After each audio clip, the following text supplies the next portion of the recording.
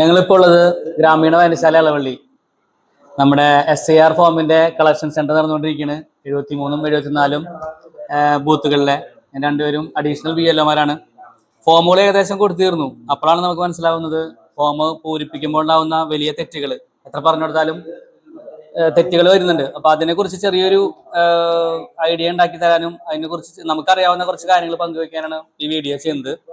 അപ്പൊ ആദ്യമായിട്ട് നമുക്ക് SIR എന്ന് പറയുമ്പോൾ ഇങ്ങനെ ഒരു ഫോം ഒരുവിധം എല്ലാവരുടെ വീട്ടിലും നമുക്ക് ഇങ്ങനെ ഒരു ഫോം എത്തിയിട്ടുണ്ടായിരിക്കും. അപ്പൊ ആ ഫോമിനകത്ത് ഒരാളുടെ തന്നെ 2 ഫോം ഉണ്ടായിരിക്കും. ഒന്ന് നമ്മുടെ കയ്യിൽ സൂക്ഷിക്കാൻ അവർ ഒപ്പിട്ട് തരും, BLO നമ്മൾ ഒപ്പിട്ട് സാക്ഷ്യപ്പെടുത്തി തരും. മറ്റേത് ഇവിടെ തിരിച്ചേൽപ്പിക്കാനുള്ളതാണ്. അതിനുശേഷം നമ്മൾ ഇതിലെ വിവരങ്ങൾ നമ്മൾ സ്കാൻ ചെയ്ത് ഡിജിറ്റലൈസ് ചെയ്യുന്ന ഒരു വലിയൊരു പ്രോസസ്സും കൂടി ഇതിന്റെ പുറകിൽ നടക്കുന്നുണ്ട്.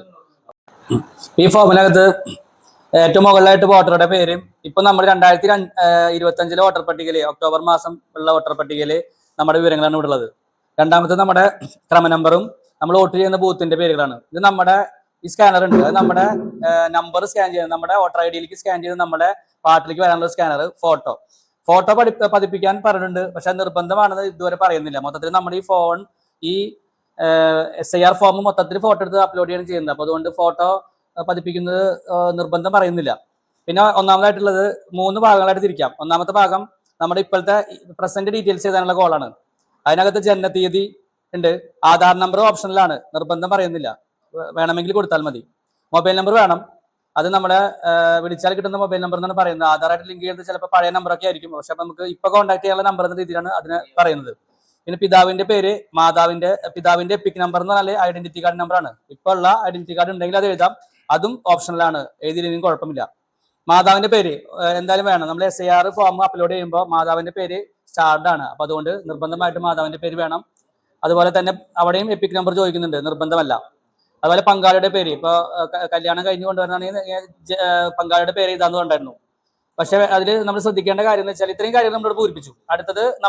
അടുത്തതാണ് നമ്മുടെ ഇതിന്റെ മെയിൻ പാർട്ടുകൾ വരുന്നത്. 2 ഭാഗങ്ങളുണ്ട്. ഒന്ന് അവസാനത്തെ SIRൽ വോട്ടർ പട്ടിക ഉൾപ്പെട്ട വോട്ടറുടെ വിശദാംശങ്ങൾ എന്ന് പറഞ്ഞാല് ഇവിടെ എഴുതിയ ആള്, ഈ നമ്പറുള്ള ഒരാള് 2002 വോട്ടർ പട്ടികയിൽ വോട്ട് ചെയ്തിട്ടുണ്ടെന്ന് ചോദിക്കുന്നത്. അപ്പൊ ആള് തന്നെ വോട്ട് ചെയ്തിട്ടുണ്ടെങ്കിൽ ആള് നമുക്ക് എന്ത് ചെയ്യാം, ഇവിടെ ആളുടെ ഡീറ്റെയിൽസ് എഴുതിയാൽ മതി. അപ്പൊ എന്താണ് 2002 വോട്ടർ പട്ടികയിലുള്ള വിശദാംശങ്ങളാണ് വേണ്ടത്.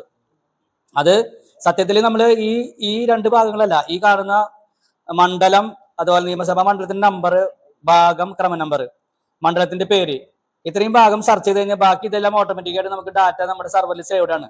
അപ്പൊ ഈ ഭാഗങ്ങൾ കിട്ടും.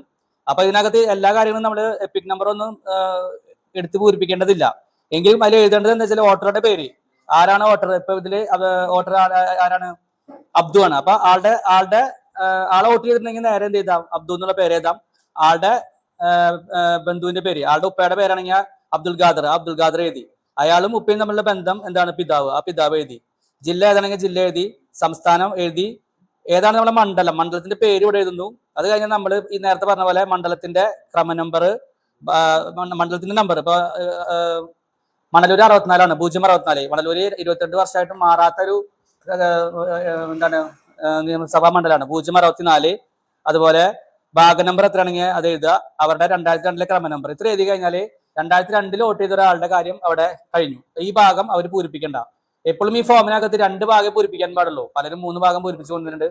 അപ്പൊ അത് വേണ്ട, 2 ഭാഗം വേണ്ട. അപ്പൊ 2002 വോട്ട് ചെയ്തവര്, ഏകദേശം 42 വയസ്സ് ആയവര് എന്താണ്, ഈ ഭാഗം ഈ 2 സൈഡും ഇങ്ങനെ കോണായിട്ട് ഇത് ഒന്നും, അതുപോലെ അടിവശത്തെ 2 ഭാഗത്തില് ഇടത്തെ വശത്തുള്ളത്, അപ്പൊ 1, 2, 3 എന്ന് പറഞ്ഞ രണ്ടാമത്തെ ഭാഗം, ഈ ഭാഗമാണ് പൂരിപ്പിക്കേണ്ടത്.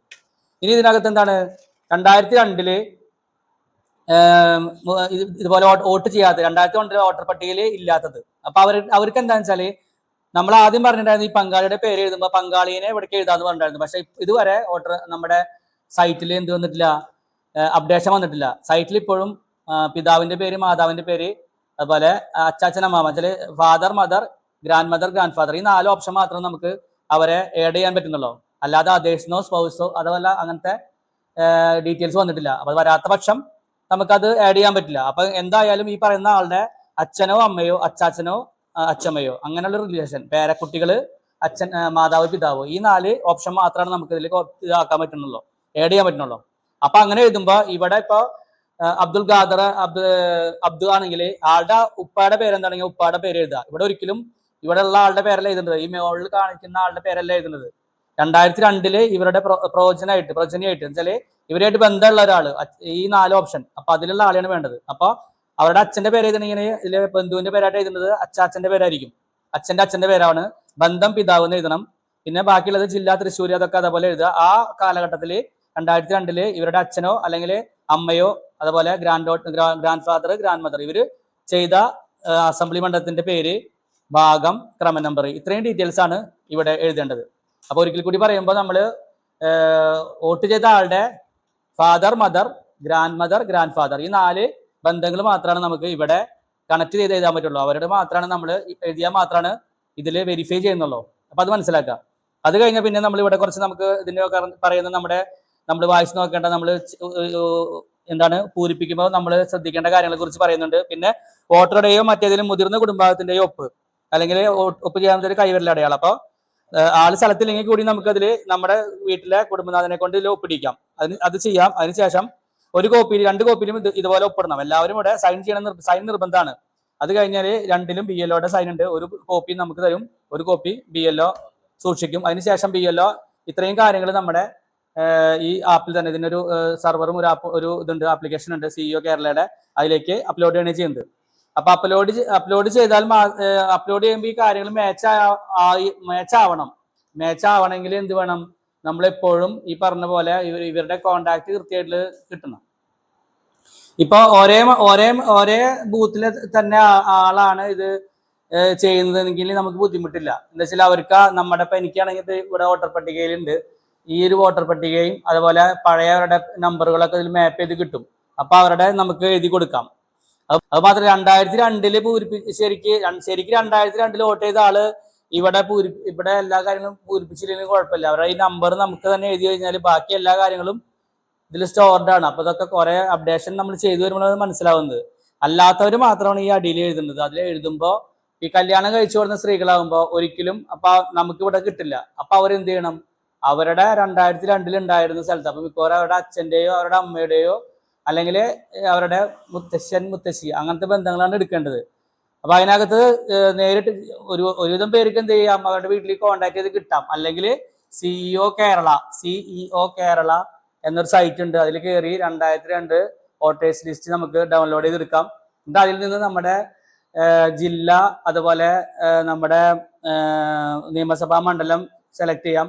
അതിനുശേഷം നമ്മൾ വോട്ട് ചെയ്ത ബൂത്ത് ഏതാണെങ്കിൽ മിക്കവാർക്കും അറിയണ്ടാവും ഏത് സ്കൂളാണെന്ന്. ചിലപ്പോൾ ഒരു സ്കൂളിനകത്ത് 2-3 ബൂത്ത് ഉണ്ടാവും. അതിനകത്ത് നിങ്ങളെ തറവാട് പേരുകളൊക്കെ ഒരുമിച്ചായിരിക്കും വീട്ടുപേരുകൾ. ആ വീട്ടുപേരുകൾ സെർച്ച് ചെയ്ത് നമുക്ക് ഇതിനെ സെർച്ച് ചെയ്തെടുക്കാൻ പറ്റും. അപ്പോൾ ഒന്നുകൂടി എളുപ്പമാണ്. അപ്പോൾ മൊബൈലൊക്കെ യൂസ് ചെയ്ത ആൾക്കാർക്കാണെങ്കിൽ അങ്ങനെ നമുക്ക് നമ്മുടെ ബൂത്തിലല്ലാതെ നമ്മുടെ പരിസരത്തല്ലാത്ത ഇവിടുത്തെ കേരളത്തിലെ എവിടെ വേണമെങ്കിലും എടുക്കാൻ പറ്റുന്ന ഒരു ഓപ്ഷൻ കൂടി ഉണ്ട്. അപ്പൊ അത് നമുക്ക് ഉപയോഗപ്പെടുത്താം. ഇത്രയും കാര്യങ്ങളാണ് പൊതുവായിട്ട് പറയുന്നത്. പിന്നെ ഇതിനകത്ത് ഒരുപാട് സംശയങ്ങളുണ്ട്. വെട്ടിയ ഇതുവരെ ചെറിയ വെട്ടലുകളൊന്നും കുഴപ്പമില്ല. ഫോം മൊത്തത്തിലാണ് നമ്മൾ ഫോട്ടോ എടുത്തിട്ടാണ് അപ്ലോഡ് ചെയ്യുന്നത്. അപ്പൊ ഇതുവരെ അങ്ങനെ ഒരു കംപ്ലൈന്റ് വന്നിട്ടില്ല. അപ്പൊ ചെറിയ തെറ്റുകൾ വന്നത് കൊണ്ട് വലിയ രീതിയിൽ പരിഭ്രാന്തി പെടേണ്ട ആവശ്യമില്ല എന്ന് തോന്നുന്നു. ഇത്രയാണ് പൊതുവായ കാര്യങ്ങൾ.